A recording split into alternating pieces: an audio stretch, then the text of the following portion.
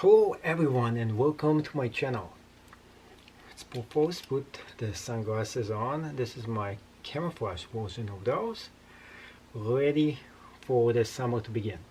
Anyways, in today's video we are going to be exploring the many uses of the 10-22 lens, plus you'll see footage from this in case you decide you want to use this one. So let's begin. Anyways, why should you get the 10-22 lens and what is it for? Might be your first question. So the 10-22 lens is great if you want to do landscape photography. Now, first thing first, make sure you take off your lens filter. This is for newbies, by the way. And before I get even more started, I want to tell you what this whole thing is sponsored by. It's sponsored by Skillshare. And Skillshare is where I have a bunch of other photography classes and other classes as well, and you can get thousands of those classes, not just from me, from other instructors also, and for the price of $0 for 2 months to try it out. It's going to be a link right down below where you can try it. That being said, let's continue with this video, and it's not really sponsored by them, it's sponsored by me because I get the commission from that. Anyways, that is a full disclosure. So a few other things about this. Look at this lens filter. It's important for you to have a good lens filter for this lens, but this is the wrong kind of lens filter for this. It's too dark. This is a dark lens as is. The last thing you want is to have a polarizing dark filter. Now it does, and it will give you amazing pictures if you get a very good polarizing filter, but at the same time it is a very dark lens already. 3.5 at the wide angle, and then if you zoom in it goes all the way to 4.5. It is really super dark. You'll see what I mean by showing you a few images of that. Now when you do use this, there's something else that you will need to purchase. Sometimes it comes with it and sometimes it doesn't. If it doesn't, you gotta get this. It is a lens hood, and you can get different versions of it. There's actually two different versions that go with it. One that goes originally for this lens and built for it. Another one that doesn't go for this lens but still works for it is the one that goes for the 16-35mm, which is actually even better lens than this one. Now when you put this in, why should you actually do it? Two different benefits for it. One, keeps you from getting hit and accidentally damaging the lens, especially if it falls down. Two is to actually, from the sun, from glare, it actually supposed to reduce it. Now if you don't need it, there's no need for you to put this away. You can just flip it over. That's how the professionals do it, and put this right back in. So it's just here, and you can just keep this and still use it, and if you need to flip it around, you can do so.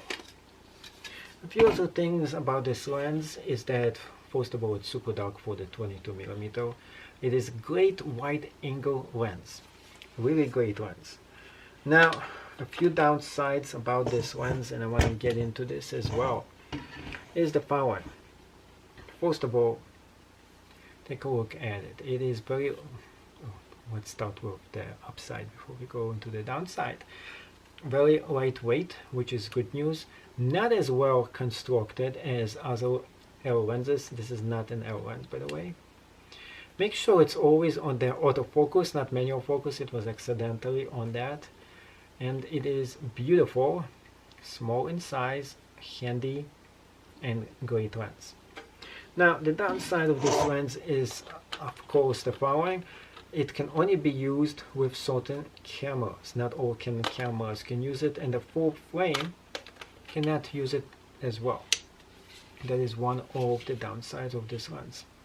Two downside, the second downside of this lens is that the dark images are going to come out from that. Also, you can't take pictures of people with this. You're going to get super distortion. What I mean by super distortion, their faces are just not going to look like they're supposed to be, either too skinny or too fat. That actually happens with either wide angle or super close zoom. It distorts the way people look, so they look in a way they're not really supposed to look like, which sometimes is a good thing, but a lot of times they're going to have a lot of complaints. That's why 50mm is the lens to go. 10 to 22mm is not really for taking pictures of humans, it's more like landscape photography. Another one is you can have a lot of very nice effects, and you can only get them with this lens. Now, when you go on something and you have to take an image on something that is humongous, huge in size, this is where this lens comes in so handy. When you take a huge picture, you can use a small lens to capture a humongous building, and it looks amazing. Now, downside of this lens is it's not L lens, not L lens made. This lens itself is on the cheap side of the Canon. I mean, practically speaking, it's not really that cheap. I mean, $600, $700 lens is already expensive as is. But compared to an L lens that's gonna go like $2,000 to $3,000, relatively, it is a cheap lens. It's not as well made as some of the cheaper lenses out there. Well, relatively speaking, I mean, we don't know if it is the cheapest possible lens, but for what you get, for the quality of you get, and for the buck that you're going to be spending on this, this is definitely one of the cheapest wide-angle lenses that Canon actually has available. This is a very good lens for landscaping.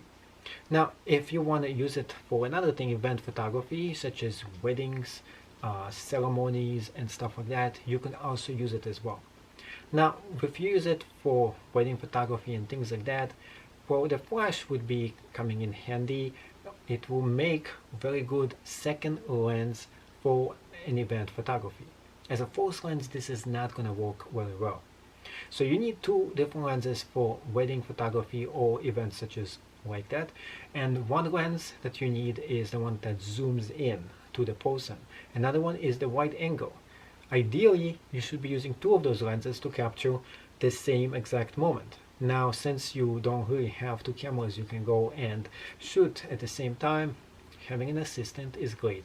So the assistant takes pictures with using the wide angle or using the close-up, and then you switch with them and so on.